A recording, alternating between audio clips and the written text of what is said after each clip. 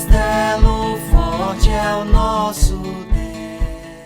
Vamos começar então o estudo bíblico, né? A gente vai dar continuidade ao tema da predestinação. Hoje nós vamos ver os dois últimos aspectos que Paulo, apresenta no texto de Efésios, capítulo 1, do versículo 3 ao 14. Então, nós vamos orar, e depois eu vou pedir aos irmãos para nós possamos fazer a leitura desse trecho, Paulo aos Efésios, a partir do versículo 3 até o 14, que é o trecho que nós temos analisado aqui, retirando dele os principais pontos que são destacados aqui pelo pastor Joel Bick, no qual ele apresenta alguns aspectos, ou características da eleição divina e também da reprovação. Nós estamos falando aos irmãos que a predestinação ela envolve tanto a eleição quanto a reprovação. Então, nós vamos orar para depois seguirmos aqui no nosso estudo. Vamos orar então.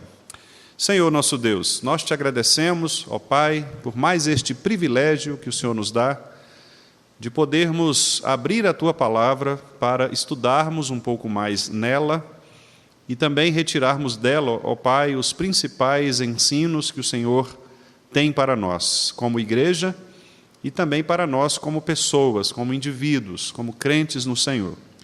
Nós sabemos que a Tua Palavra é rica, ela é poderosa, eficaz, para nos instruir, nos corrigir, nos educar na justiça, a fim de que nós sejamos maduros, amadurecidos, para realizarmos a obra do Senhor, aquela obra maravilhosa que o Senhor de antemão preparou para que pudéssemos andar nela.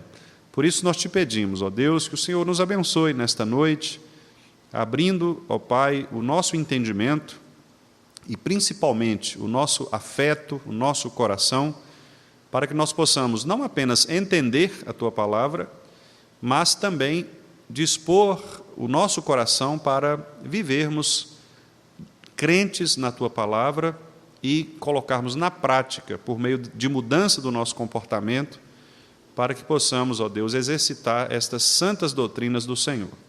Abençoe os irmãos que ainda estão por chegar. Obrigado pelos irmãos que já estão aqui. Que o Senhor nos abençoe, falando aos nossos corações. É o que nós te pedimos, no nome de Jesus. Amém. Então, nós vamos abrir, irmãos, o texto, carta de Paulo aos Efésios, capítulo 1. Nós vamos ler do versículo 3 ao 14. Eu vou fazer essa leitura, eu vou pedir aos irmãos que acompanhem, e à medida que eu for fazendo a leitura, eu vou destacando já alguns aspectos aqui para relembrar, principalmente relembrar alguns tópicos que nós já tratamos aqui, ok? Então, voltando, lembrando os irmãos de que nós estamos tratando da pergunta número 13 do Catecismo Maior de Westminster, que é a pergunta que trata da eleição de certos homens para a salvação, homens e anjos, bem como também a reprovação da parte de Deus. Então, nós, reformados, entendemos que a predestinação ela não só envolve a eleição para a salvação, mas ela envolve também a condenação, a reprovação para condenar. Então, isso é muito importante porque, por exemplo, quando nós pregamos a palavra de Deus, todos nós, como crentes, pregamos, testemunhamos a palavra de Deus, nós temos de ter em mente que o nosso trabalho ele não é perdido.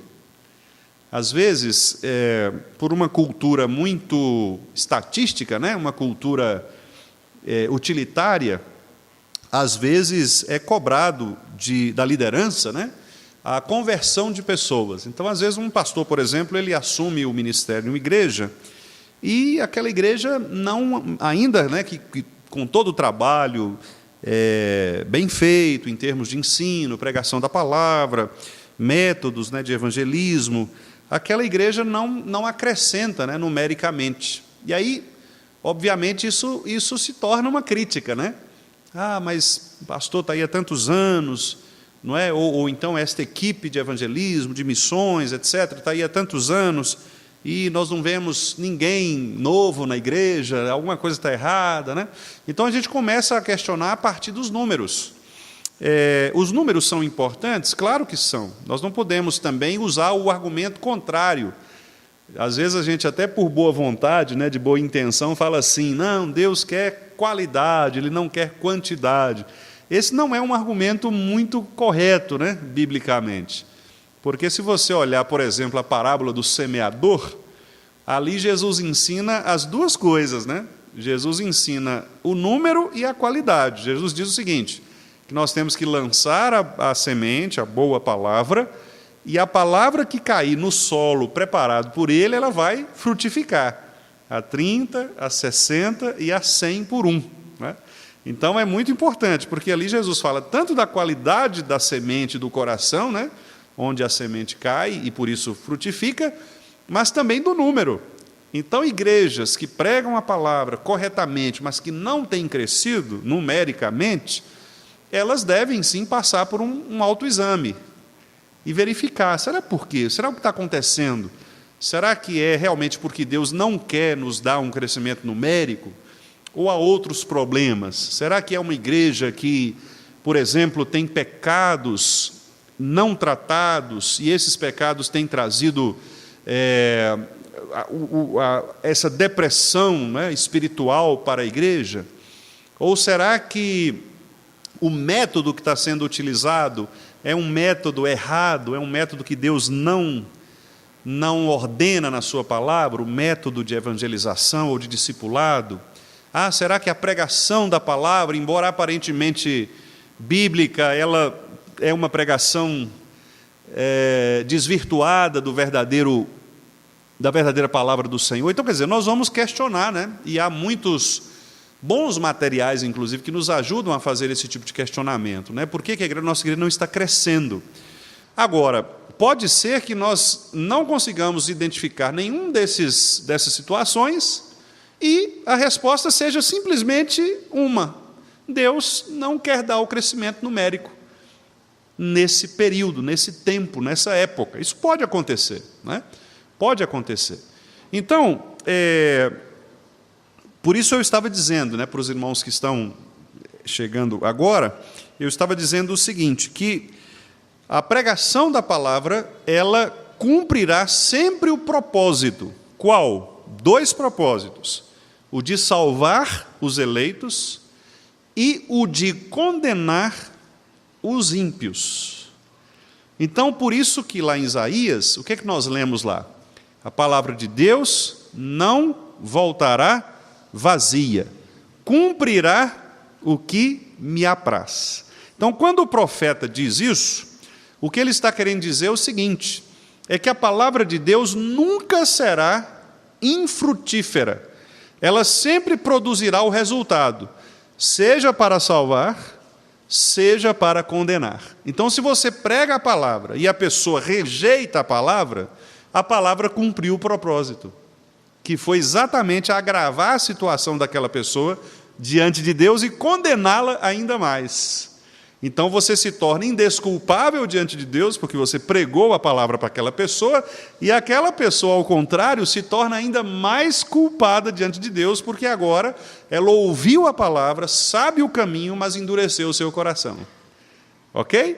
Então é por isso que a pergunta 13 do Catecismo trata nesses termos, que Deus, Ele tanto decreta a salvação dos eleitos, quanto também a reprovação dos ímpios, dos réprobos, né? Que é um termo muito comum utilizado nos textos mais clássicos da teologia, né? A palavra réprobo, que é uma pessoa ímpia, uma pessoa impiedosa, uma pessoa contrária ao que é probo, né? Uma pessoa de probidade, uma pessoa limpa, né? Uma pessoa honesta, uma pessoa reta, íntegra. Uma pessoa réproba é o contrário, né? Aquela pessoa que é exatamente manchada, suja, uma pessoa que é incorreta nas suas atitudes. Então, o réprobo é o ímpio, é aquele que se coloca como aquele que é condenado por Deus. Ok, irmãos? Então, eu fiz esse preâmbulo aqui, até para os irmãos que, né, estão chegando. Vamos, então, abrir agora, para aqueles que não abriram ainda, Efésios, capítulo 1, versos 3 a 14 é o trecho que nós vamos analisar para terminarmos esse tema da predestinação. Pergunta 13 do Catecismo Maior de Westminster. Deus, portanto, elegeu alguns para a salvação e reprovou outros para a condenação. Nós já vimos alguns aspectos, né, ao longo destes últimos estudos, e mais uma vez, né, como uma questão de honestidade aqui, né, dizer para os irmãos que eu tenho seguido o roteiro, né, didático estabelecido pelo o pastor Joel Bick, em que ele então apresenta alguns aspectos importantes nesse texto de Paulo aos Efésios, capítulo 1, de 3 a 14, em que ele destaca como sendo aspectos que revelam pontos essenciais da eleição. Nós já vimos, primeiro, que a eleição é um ato superlativo do amor de Deus, então é o grande amor com que Deus nos amou, né? Nós vamos ver isso aqui no texto, lá no capítulo 2, por exemplo, Paulo diz que a graça nos foi dada, e ele diz, pelo grande amor com que nos amou, ele nos deu vida. Então é o grande amor de Deus a razão de nós termos sido eleitos antes da fundação do mundo.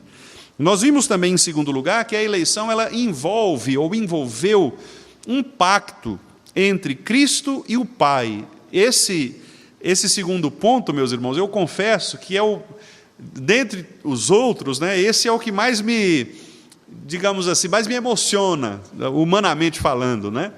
Porque eu fico imaginando exatamente o que ocorreu com as pessoas da Trindade, né? Deus Pai, Filho e Espírito Santo. E quando Paulo diz, Jó também fala a respeito disso, né? Jó diz que Deus nunca precisou de conselheiro, né? E Paulo replica isso na sua carta aos Efésios. Paulo fala assim, ele precisa de conselhos. Ele pediu conselho para quem, né?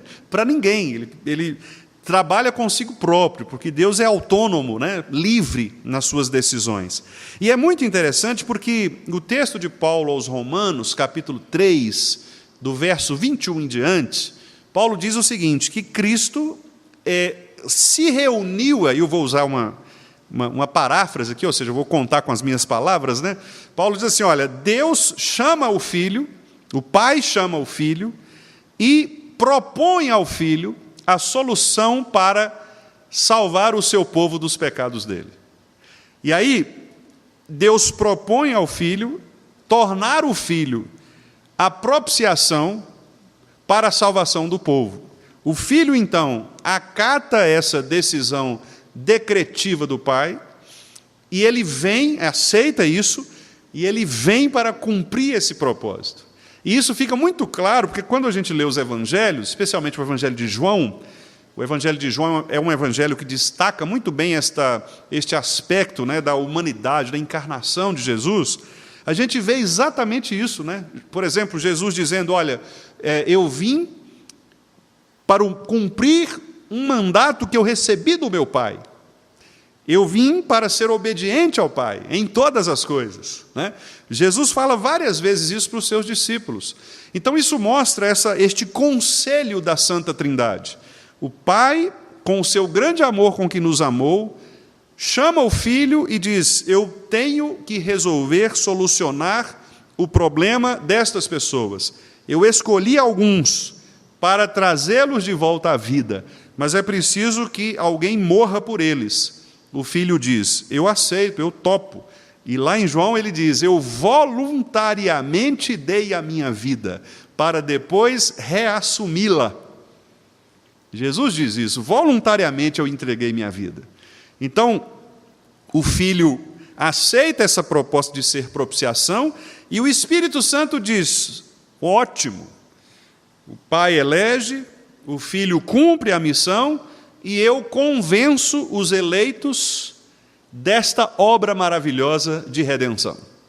Então é um pacto da Trindade, é o conselho da Santa Trindade, agindo conjuntamente, com o mesmo propósito, com o mesmo decreto de salvar o seu povo dos pecados deles. Então, quando nós abrimos a Bíblia, no primeiro versículo nós temos assim, no princípio criou Deus céus e terra, ali começa a ser contada para nós esta história de como Deus, o Pai, se reuniu com o seu Filho Jesus para salvar o seu povo dos pecados deles, fazendo por meio do seu Santo Espírito o convencimento deste povo. Começa tudo ali. A história da redenção começa ali. No princípio, o Criador criou céus e terra. Fez homem, o homem caiu, mas ele providenciou o Redentor, aquele que pisaria a cabeça da serpente. E agora, então, toda a história nos é contada, a história da redenção, até chegarmos no Apocalipse, quando a gente diz, Maranata, vem Senhor Jesus. Nós estamos aguardando o Senhor voltar para definitivamente reunir a tua igreja juntamente contigo. Então, a Bíblia é isto, é um grande livro, uma grande coleção de livros, uma grande biblioteca, na qual nós lemos, então, cada livro que a gente lê é um livro que conta para nós um pouco, um aspecto desta história. Então, é por isso que eu disse aos irmãos que eu me emociono, porque esse é o assunto da Bíblia. Não é? O fato de que Deus escolheu um pacto com o seu próprio Filho, com o Espírito, o seu próprio Espírito, para fazer esta obra de redenção. E isso a gente vê exatamente no versículo 3, quando Paulo diz assim, bendito o Deus e Pai de nosso Senhor Jesus Cristo. Eu expliquei aqui para os irmãos, né? Por que Paulo diz Deus e Pai, e não apenas Deus? Bastaria ele dizer Deus, mas ele diz Deus e Pai exatamente para dar ênfase a esta questão da família. Deus é o Pai de nosso Senhor Jesus Cristo, neste aspecto da Trindade, ou da economia da Trindade, da maneira como eles se relacionam. Então, Deus, que é o Pai de Jesus Cristo, ele precisa ser bendito, ou seja, elogiado, exaltado. Por quê? Porque ele nos concedeu toda sorte de bênção espiritual em Cristo, nas regiões celestiais, ou seja, antes de haver terra, pessoas de carne, de pó e carne, antes dos tempos eternos, nas regiões celestiais, o Pai se reuniu com o Filho para, no Filho, nos conceder tudo o que nós precisamos para nos municiar espiritualmente. Olha que doutrina maravilhosa. Esta é a doutrina da eleição, da predestinação, que, infelizmente, muitas pessoas desprezam por achar que nós somos uma espécie de igreja elitista, né? Que gosta de escolher. Então vocês acham que só vocês são salvos? Não, nós não achamos isso. Muito pelo contrário. Nós achamos que há outros salvos por aí, que nós não conhecemos ainda, e nós pregamos o Evangelho exatamente para que Deus possa manifestar nestas pessoas a salvação. Nós não somos elitistas, não somos seitas, não somos fechados, muito pelo contrário. Nós não achamos que só existem 144 mil que ocuparão um espaço especial, não. Nós, pelo contrário, nós entendemos, confessamos que Deus chamará de toda tribo, povo, língua, nação, aqueles que Ele, antes dos tempos eternos, salvou em Cristo Jesus. Então, esse é o segundo ponto, não é, que nós vimos. Primeiro, o amor superlativo de Deus, o grande amor com que nos amou. Segundo, o pacto entre o Pai e o Filho, e também o seu Espírito, para nos fazer convencidos desta obra maravilhosa da redenção. Depois, em terceiro lugar, também nós vimos que a eleição, ela é também, ou ela nos concede, ou ela...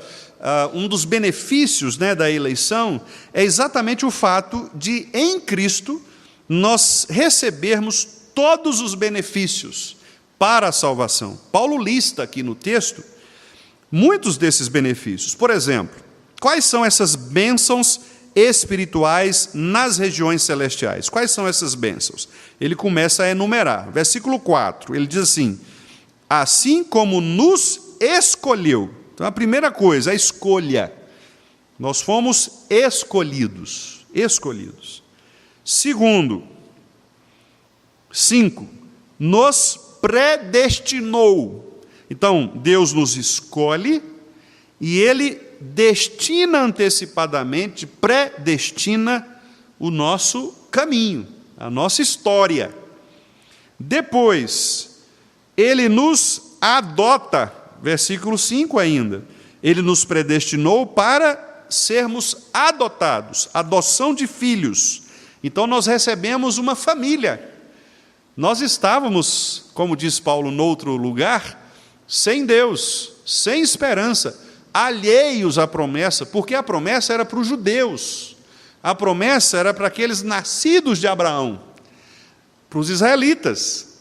Ora, sem Cristo, a salvação não atingiria os não-judeus. Olha que coisa interessante. Mas Cristo, o que é que Paulo diz? Cristo, ele quebra o muro de separação entre judeus e gentios, o muro da inimizade, e ele estabelece paz entre judeus e gentios. Ou seja, agora os judeus podem ouvir a pregação da palavra de Cristo e serem salvos, bem como também os não-judeus são chamados para compor esta família israelita, que agora não é mais uma família étnica, de carne, de sangue, mas uma família espiritual. Então nós somos adotados, enxertados na videira, que é Cristo. João capítulo 15, não é? Depois, que outra bênção nós recebemos? Eleição, predestinação, adoção. 7, redenção, pelo qual nós temos a redenção, no amado. Amado é Cristo, versículo 6. Em Cristo nós fomos redimidos. Os irmãos se lembram, há uma história muito bonita na Bíblia, que é a história de Ruth, né? A história de Ruth é uma história que conta antecipadamente o que Cristo faria pelo seu povo, né? Porque Ruth, ela perde a sua família, né? Ela fica com a sua sogra, Noemi. A Noemi era viúva, perde seu esposo, os seus filhos, e naquele contexto, ela perderia as suas propriedades, a menos que alguém da família resgatasse a propriedade. Naquela época era assim, o irmão mais velho era responsável por resgatar. Então, por exemplo, se eu perdi a minha propriedade por algum processo de dívida ou de escravidão, algo do tipo, eu entregava a minha propriedade para aquele que é o meu credor, mas a lei me dava o direito de um irmão meu mais velho, e às vezes até um pouco antes, um parente, um tio, algo assim ligado à família, pudesse ter o direito de recuperar aquela minha propriedade. Então, se ele tivesse o dinheiro, tivesse condições de pagar, ele poderia, pela lei, chegar e dizer: olha, eu quero resgatar, quero recuperar esta propriedade que foi tomada do meu irmão, né, por exemplo. E ele pagava a propriedade. No caso de Ruth, foi exatamente isso que aconteceu. Boaz era rico, né? E Boaz era o segundo na linha sucessória. O primeiro era outra pessoa, mas Deus, obviamente, pela sua sabedoria e soberania, ele providenciou isso. Noemi, inteligente, boa sogra, falou o seguinte: olha, tem uma pessoa que vai resolver nossa vida, mas aí você tem que conquistá-lo, agora é com você, Ruth. Ruth, né, toda embelezada, toda bonita, né, ela vai e conquista o coração de Boaz. Boaz, um homem sério, honesto, não cai na primeira cantada, né, e fica ali desconfiado, se estranha: o que você está fazendo aqui, menina? Né? E aí a história nos mostra que Ruth leva até Boaz a demanda: olha, aconteceu isso, eu preciso disso, tal. E Deus, obviamente, providenciando tudo isso. Boaz, honesto, vai ao resgatador anterior, pergunta: você tem interesse? Não, não tem interesse não. Boaz: então eu vou resgatar. Ele vai e resgata a propriedade. E agora ele assume, né, Ruth como sua esposa, e ele resgata a propriedade que era da família de Noemi, consequentemente da família de Ruth. Então ali é uma antecipação do que Cristo faria. O que Cristo fez? Ele fez exatamente isto. Nós estávamos condenados a uma dívida impagável, nós não tínhamos como pagar, o nosso irmão mais velho, Cristo, resgata o nosso lugar de direito, porque nós fomos adotados pelo Pai de Jesus Cristo. Mas a nossa dívida era impagável. Então, o nosso irmão resgatador deveria pagar a dívida por nós e resgatar o direito, a herança da família. Ele resgata a herança da família, Paulo diz em Gálatas, rasga o escrito de dívida que havia contra nós, nos traz de volta para a família, certo? E se torna, então, o resgatador. É isto que a Bíblia chama de redenção. Redimir é isso. Vai lá e paga a dívida e devolve para você sua propriedade. Então, em Cristo, nós recuperamos o nosso lugar de origem. Qual é o nosso lugar de origem? O Éden, sem pecado. O antes da queda. Nós recuperamos o direito de agora chegar na porta do céu. Os querubins estão guardando a porta do céu. Ninguém pode entrar porque Deus expulsou Adão e Eva do jardim. Ninguém entra. Mas agora alguns podem entrar. Quais? Aqueles que têm o ticket, o voucher de Cristo. Certo? Você chega e diz assim: meu nome está aí, no santo livro. O querubim olha, confere, está mesmo, pode entrar. É assim que funciona. Cristo nos dá de novo o direito de voltar ao paraíso. Então é isso que significa redenção. É um presente que nós ganhamos, versículo 7, no qual temos a redenção, pelo seu sangue, o sangue de Cristo, a remissão dos pecados. O que é remissão? É exatamente quando você aniquila, né? Esse substantivo é muito usado na ciência médica para falar, por exemplo, de um tumor. Você fala assim, a remissão do tumor ou a remissão do câncer. O que é isso? É quando uma pessoa ela tinha um tumor, um câncer, algo assim, e ele, por meio do tratamento, ele regride, diminui de tamanho, né? Então você fala, houve uma remissão. Então, remissão é diminuir completamente. Quando, então, o Paulo diz que nós somos redimidos, ou a remissão dos pecados, significa que os pecados foram jogados em Jesus Cristo e foram absolutamente consumidos por Jesus Cristo. Não há um cabelo de pecado sequer que nos acuse diante de Deus. Aí você pode pensar, mas nós ainda pecamos, pastor. Sim, pecamos, mas os nossos pecados hoje já não são mais contabilizados como impedimento para entrarmos no céu. Vou explicar, né? Para não parecer que nós estamos pregando um antinomismo, ou seja, posso viver de qualquer jeito, pecar que eu vou para o céu. Não. E esse é exatamente o ponto que nós vamos falar agora, daqui a pouquinho, para finalizar esse tema da predestinação, que é a relação entre eleição e santificação. Então, guarda um pouquinho aí que eu vou falar sobre isso. Nós fomos escolhidos, predestinados, adotados, redimidos, e, finalmente, diz o texto, lá na frente, nós fomos também, versículo 13, nós fomos selados. Nós recebemos o selo. O selo, os irmãos sabem, né? Todo selo. Hoje, por exemplo, eu fui reconhecer firma no cartório, né? O que o atendente do cartório faz? Ele coloca um selo do cartório, né? Ele prega lá um papel, carimba e assina.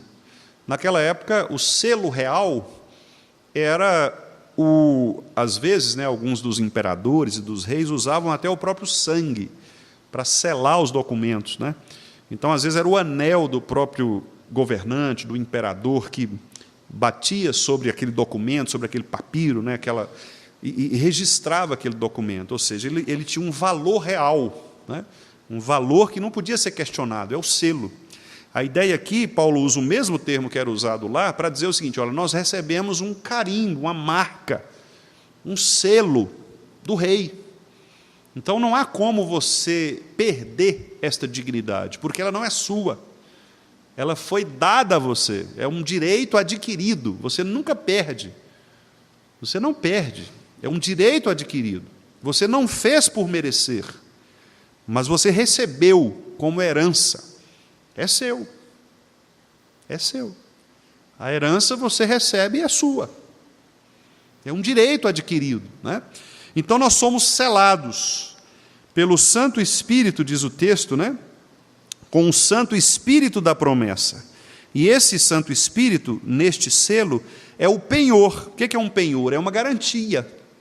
Então nós temos a garantia dada pelo próprio Espírito Santo de Deus de que nós somos filhos de Deus. Aí uma outra crítica que nós recebemos: vocês calvinistas são muito arrogantes, vocês falam que têm certeza da salvação. Como é que vocês podem ter certeza da salvação? Bom, esta é uma resposta bíblica. Eu tenho certeza da salvação porque o Espírito Santo de Deus testifica com o meu espírito que eu sou filho de Deus. E eu creio no que Jesus disse. Jesus disse o seguinte: todo aquele que crê em mim, esse de maneira nenhuma lançarei fora. Eu creio em Jesus. Então eu creio que Ele não vai me lançar fora. Portanto, eu creio que sou salvo. É uma lógica bastante cartesiana, né? Bastante racional aqui, bem aristotélica, né? É uma lógica. Ou seja, por causa disso, nós fazemos isto. Se Deus disse que é assim, é assim. Nós cremos na salvação por quê? Individual. Porque o Espírito Santo diz para mim: olha, você é salvo em Cristo. É um benefício que você recebeu. Pois bem, então, esse é o terceiro aspecto, né? Cristo nos dá os seus benefícios e por isso nós nos unimos a Ele. Depois nós vimos também, em quarto lugar, que esta escolha, esta eleição, ela também parte da soberania daquele que vai nos salvar, né? Ou seja, é uma consequência deste ponto anterior, porque Paulo diz: aquele que começou a boa obra há de completá-la. Então não fique com medo de você perder a salvação no meio do caminho, porque não foi você que começou, foi Deus. Ele que escolheu, Ele que predestinou, Ele que adotou, Ele que redimiu, Ele que selou. Então, se você não fez nada para ser salvo, não se preocupe, você não vai fazer também algo para não ser salvo. Não há como perder esta eleição. Daí é uma outra doutrina, também somos questionados por isso, que é a doutrina da perseverança dos santos. Os arminianos dizem: não, o crente pode perder a salvação, o crente pode, entre aspas, cair da graça. Nós dizemos, absolutamente, porque não começou comigo, não fui eu quem iniciou o processo, foi Deus. E se Deus iniciou, Ele é infalível. Deus não pode falhar. Portanto, se Ele me disse: você é meu filho, eu hoje te gerei e eu vou levar você para o céu, finalmente, eu creio nisso. Eu não vou perder a salvação. Ele vai me levar para o céu, Ele vai garantir a minha salvação até o fim. Até o fim. Porque foi Ele quem disse, não sou eu quem digo. Depois, em quinto lugar, agora é então quando nós relacionamos santidade e eleição. Porque até aqui, ótimo, mas agora vem aquela pergunta, né? Mas pastor, e aquelas pessoas que se dizem eleitas, se dizem salvas, mas vivem uma vida contrária a isso?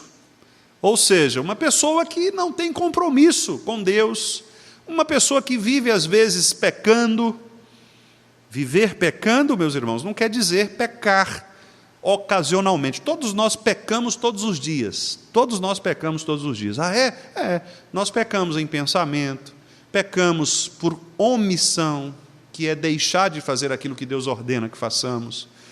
Pecamos por comissão, que é fazer algo contrário à palavra de Deus. Ou seja, nós pecamos sempre por pensamento, por palavra, por obra. Não há quem não peque, né? Nós não passamos um dia sem pecar. Por isso nós temos que pedir perdão a Deus todos os dias e vigiar a nossa vida todos os dias. Mas isso é diferente daquela pessoa que vive na prática do pecado, ou seja, ela elege alguns vícios, ela elege alguns pecados, e esses pecados dominam o coração dessa pessoa. Então, por exemplo, uma pessoa que é irascível, estupim curto, e é assim sempre, e inclusive diz, não, eu sou assim, nasci assim, vou morrer assim. Alguns dizem que é a síndrome da Gabriela, né? Eu nasci assim, eu vou morrer assim. Ah, pau que nasce torto, morre torto. Não tem um negócio assim? Papagaio velho não aprende a falar. Tem uns negócios ditados que mostram o quê?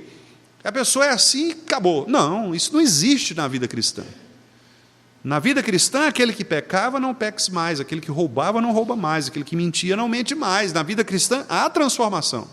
Então, não há pecados cultivados no coração daqueles que são transformados de novo. E é por isso que Paulo coloca por 3 vezes nesse texto esta ideia. Veja, primeiro versículo 4, né? Assim como nos escolheu nele, antes da fundação do mundo, para quê? Para sermos santos e irrepreensíveis perante ele. Santos e irrepreensíveis perante ele. Então aqui nós percebemos, primeiramente, que a eleição divina, ela envolve também a santidade cristã. Então, Deus não nos escolheu para vivermos a vida que a gente quer viver. Deus nos escolheu para sermos separados, distintos, para estarmos noutro patamar, para sermos considerados e colocados num lugar que só o povo de Deus pode estar. Nós somos diferentes, irmãos. Somos diferentes.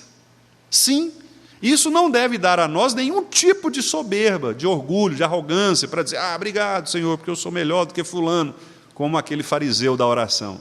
Mas isso deve nos dar, pelo contrário, o peso da glória sobre nós, para dizer, meu Deus, eu estava condenado ao inferno, morto, o Senhor me tirou de lá, para que eu possa testemunhar a luz do Senhor, tenha misericórdia de mim e não permita que eu manche o brilho de tua glória. É exatamente o oposto, é a humildade, a humilhação de nós percebermos que Cristo, nós recebemos de Cristo por mandato do Pai, a condição de sermos pessoas distintas. Nós não podemos viver como vivem os gentios.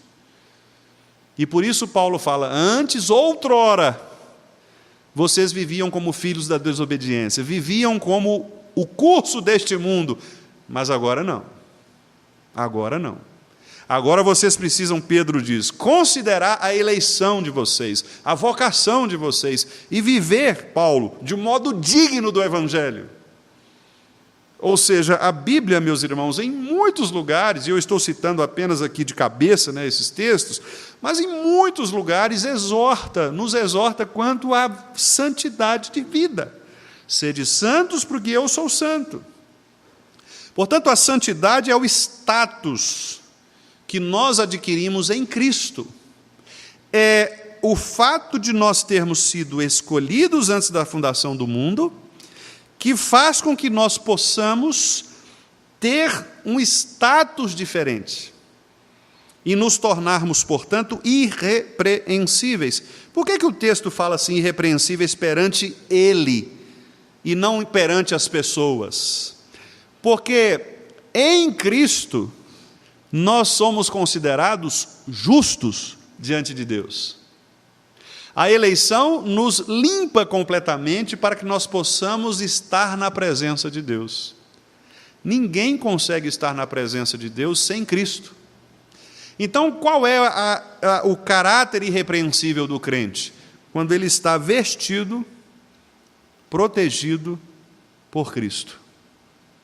O selo, a marca, é o voucher, o ticket, é a roupa. Se você não estiver adequadamente trajado, não se aproxime, não entre. Você não será bem recebido. Então, Cristo nos dá um outro patamar, e nos faz, diante de Deus, pessoas justas. E por isso mesmo, como que nós temos que fazer? Aí vem outros 2 versículos, 6 e 12. Olhem aí o que diz. Para louvor da glória da sua graça. E o versículo 12. A fim de sermos para louvor da sua glória. Percebe, irmãos? Então o crente, ele vive conectado à santidade. A nossa missão é brilhar a salvação que nós recebemos de Cristo. A glória de Cristo precisa ser vista na nossa vida como esse favor que nós recebemos do Senhor. E é por isso, irmãos, que muitas vezes as pessoas zombam dos crentes, porque os crentes, muitas vezes, querendo, ou melhor, muitas vezes professando uma fé cristã, eles não refletem o brilho da glória de Deus. E é isto que nós chamamos de mau testemunho. Se nós estamos num lugar, qualquer que seja ele, seja nossa família, seja no trabalho, na rua, onde for, e você ofusca a glória de Deus, inclusive até na igreja, né? Você ofusca a glória de Deus, nós não estamos cumprindo o nosso propósito de brilhar, ou fazer brilhar, ou louvar a glória da graça de Deus. Quando nós pregamos uma doutrina falsa, ensinamos uma doutrina falsa, nós não estamos louvando a glória da graça de Deus. Quando um pastor abre a Bíblia e não prega o que a Bíblia ensina, ele está ofuscando a glória da graça de Deus. Se ele prega uma outra coisa, ele está ofuscando a glória da graça de Deus. Se eu, no meu linguajar, uso palavras torpes, inúteis, desnecessárias, eu estou ofuscando a glória da graça de Deus. Se eu peco aqui ou ali contra as pessoas, eu estou ofuscando a glória da graça de Deus. É sempre assim. Então, quando a gente lê lá na primeira pergunta que o homem deve viver para a glória de Deus, esse é o nosso fim principal, solene, sublime, é disso que a pergunta está falando. Significa que em todas as minhas funções, em todo o meu comportamento, o que é que eu devo fazer? Louvar a glória da graça de Deus. Por isso eu tenho que ser um bom funcionário, um bom patrão, um bom crente, um bom marido, um bom filho, uma boa esposa, um bom pastor, um bom presbítero, um bom diácono, um bom presidente de sociedade, um bom zelador. Por isso que eu preciso ser. Por quê? Porque eu fui salvo pela graça, para que eu possa ser uma pessoa distinta, diferenciada, a ponto de, nas minhas ações, exaltar a glória da graça de Deus. Percebem? Por isso os puritanos, os nossos irmãos puritanos, eles levavam isso tão a sério, que eles foram criticados por isso. Vocês querem ser bons demais? Não é que eles queriam ser bons demais, é porque eles entendiam que eles viviam para a glória de Deus, mesmo. Então, se o indivíduo era um sapateiro, ele queria ser o melhor sapateiro da cidade, da vila. Porque ele não fazia o sapato para ele, para a família dele, para a pessoa, ele fazia para Deus, eu estou fazendo para o Senhor. E os irmãos já viram, quando às vezes a pessoa vem fazer alguma coisa na frente da igreja, a pessoa fala assim, irmãos, olha, vocês me perdoem, porque eu não pude ensaiar, mas é para a glória de Deus, né, irmãos? É para a glória de Deus, irmãos, então vocês me perdoem. Tem que pedir perdão para Deus. Senhor, me perdoe, porque eu deveria ter feito muito melhor, e eu estou aqui oferecendo para o Senhor. Percebe? A gente inverte as coisas, né? Se é para a glória de Deus, meus irmãos, tudo o que nós devemos fazer deve ser excelente. Nós vamos atingir esta perfeição? Claro que não, meus irmãos. Nós não pregamos o perfeccionismo. Isso não existe. Isso é antibíblico. Mas nós pregamos um desenvolvimento da salvação, com temor e tremor, que é o reconhecimento de que, se eu fui eleito pela graça, eu devo viver para a glória. Olha que frase bonita, eu não tinha nem pensado, ficou bonito, né? Se eu fui eleito pela graça, eu devo viver para a glória. É isso. É o que Paulo diz aqui. Se vocês foram eleitos, vivam para a graça, para a glória da graça de Deus. Exaltem a glória da graça de Deus. É isso que vocês devem fazer. Aqui o pastor Joel Bick cita alguns trechos interessantes, né? Ele chama a atenção, por exemplo, para esse versículo. Ele diz que, no original grego, né, quando diz aqui, para sermos santos, a finalidade não é nossa, não é que eu me faça santo, mas é Deus nos fez santos. Ou seja, foi Deus quem nos separou, foi Deus quem nos colocou noutro patamar. Lembrando o salmista, né? Ele nos tirou da lama e nos colocou sobre a rocha. E ao nos colocar sobre a rocha, ele diz assim, bom, agora viva de maneira irrepreensível. Viva para a glória da graça de Deus. Né? Porque Ele nos fez assim. Ele nos vestiu de outra maneira. Né? Nos fez de outro modo. Comporte-se como tal, né? Viva como tal. Você não é mais aquela pessoa. Paulo fala isso lá em 1 Coríntios, né? Quando eu era criança, menino, eu agia como menino, pensava como menino, falava como menino. Hoje não. Né? É a mesma coisa. Quando nós éramos novos crentes, novo convertido, às vezes eu fazia algumas coisas assim, assado. Hoje não. Hoje você é maduro, hoje você é um crente. Então, viva dessa maneira. Né? Se você é uma senhora, viva como uma senhora. Não tente ser mocinha adolescente. A senhora não é mocinha adolescente, a senhora é uma senhora. Não é? O adolescente vive como um adolescente, a criança vive como uma criança, o adulto não, o adulto vive como um adulto. Então, é isso, né? Quer dizer, a maturidade espiritual é assim também. Se você tem muitos anos de igreja, mas ainda é criança na fé, aí lembre-se daquela pregação lá de Hebreus, né? Talvez seja por falta de diligência, você talvez é um preguiçoso no estudo da palavra, na diligência quanto aos meios de graça, porque você ainda não progrediu, você ainda não se alimentou, você está pequenininho, é um anão espiritual, né? E você precisa crescer na graça e no conhecimento de Jesus Cristo. Então, o Joel Bick cita aqui, por exemplo, ele cita aqui, né, um puritano chamado William Ames, ele diz assim, não há diferença interior nos predestinados até a aplicação real desta predestinação. Quer dizer, o que o William Ames disse aqui? Né? Que não há uma diferença entre as pessoas, mas a partir do momento que nós entendemos a predestinação, a eleição para a glória da graça de Deus, nós devemos viver assim, com esta dignidade. Né? Nós não somos mais o que éramos, somos outra pessoa.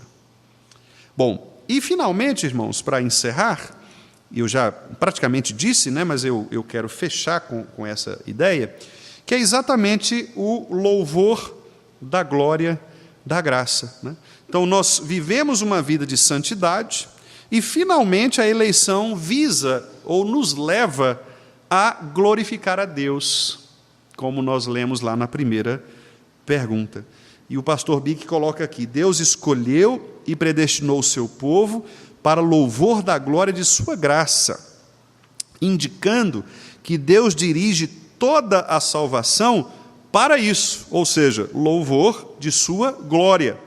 Citando o teólogo Charles Hodge, que disse assim, o desígnio da redenção, portanto, é exibir a graça de Deus de maneira visível, a fim de encher todos os corações de admiração e todos os lábios de louvor.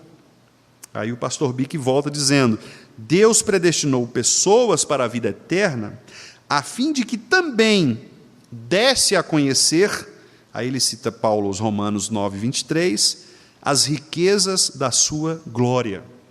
Cristo é o nosso modelo, líder, pois louvou a Deus por sua soberana distribuição da graça a quem quisesse. A doutrina da predestinação, portanto, demonstra especialmente a glória da graça de Deus. A eleição destaca o caráter absolutamente gracioso dessa salvação. Muitos em Israel procuraram edificar a sua justiça sobre as suas próprias obras, guardando a lei. Cristo foi recebido apenas por um remanescente, segundo a eleição da graça. E por isso Paulo conclui: e, se é pela graça, já não é pelas obras. Do contrário, a graça já não é graça. E também, Deus escolheu as coisas loucas do mundo para envergonhar os sábios, e escolheu as coisas fracas do mundo para envergonhar as fortes. 1 Coríntios 1, 27. Aí o pastor Bick pergunta: por que Deus fez isso? E aí ele responde a partir do texto de 1 Coríntios 1, versículo 29. A fim de que ninguém se vanglorie na presença de Deus. E a última frase dele é: tudo é de graça. Tudo é de graça. E, meus irmãos, isto é a predestinação. Nós fomos, então, escolhidos antes dos tempos eternos, fomos predestinados para sermos filhos, portanto, adotados. Ao sermos adotados, nós fomos redimidos, resgatados e, finalmente, selados, para que nós recebamos a salvação integralmente e, por meio desta salvação, nós possamos honrar, louvar a glória da graça de Deus. É uma história belíssima, não é verdade? Uma linda história contada pela palavra do Senhor. Os teólogos chamam isto de ordus, ou ordo salutis, que em latim é ordem da salvação, né? Elegeu, predestinou, é uma ordem, né? A chamada ordem da salvação, ordo salutis. Esta ordem da salvação, Deus fez tudo de maneira orgânica, harmônica, organizada, para prover a salvação para os seus filhos, para os seus eleitos. E é por isso que nós podemos, então, ter a certeza de que Deus não nos abandonará no meio do caminho. Porque foi Jesus quem disse, né? Aquele que vier a mim, de modo algum o lançarei fora. Quem crê em mim tem a vida eterna. Tem a vida eterna.